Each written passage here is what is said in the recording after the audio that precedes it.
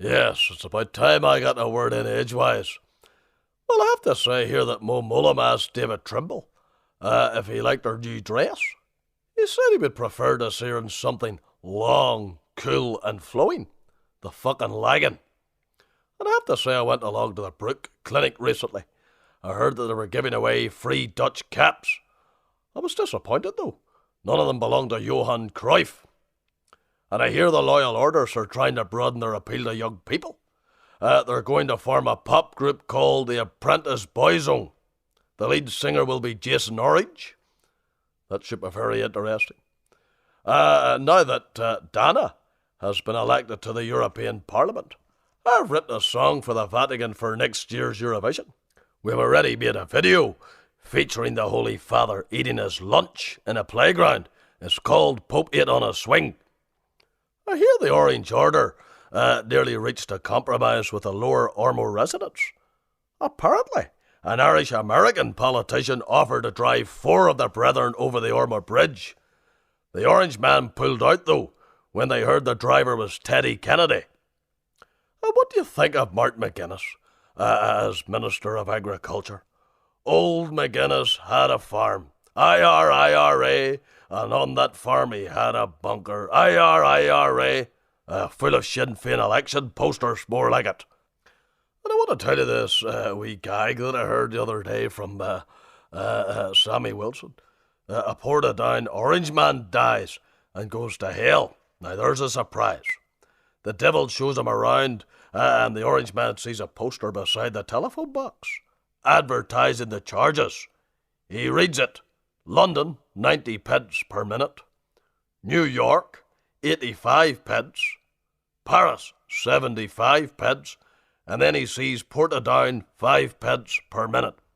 So he asks old Nick, why is it so cheap to rig Portadown?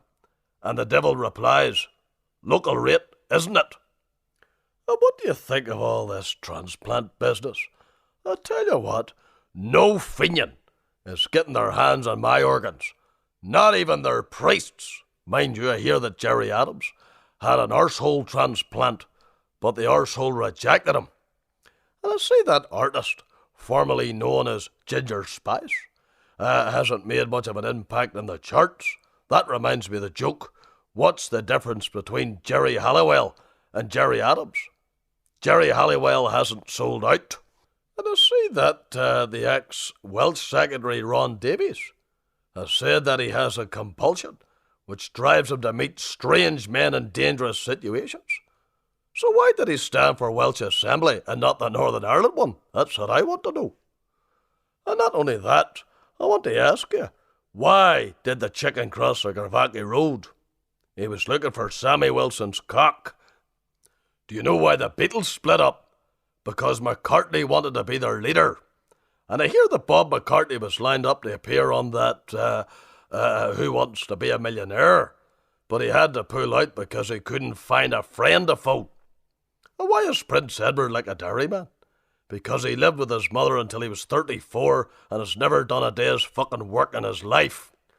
And I have to say, one way of moving the process forward would be to give the King of Spain jurisdiction over Northern Ireland. That would keep everybody happy. The Prods would still have a royal family to worship, but they would be Catholic. Our politicians could take up bullfighting instead of bullshitting. The rain in Spain would fall mainly on the plain and not, as is usual, on Derry.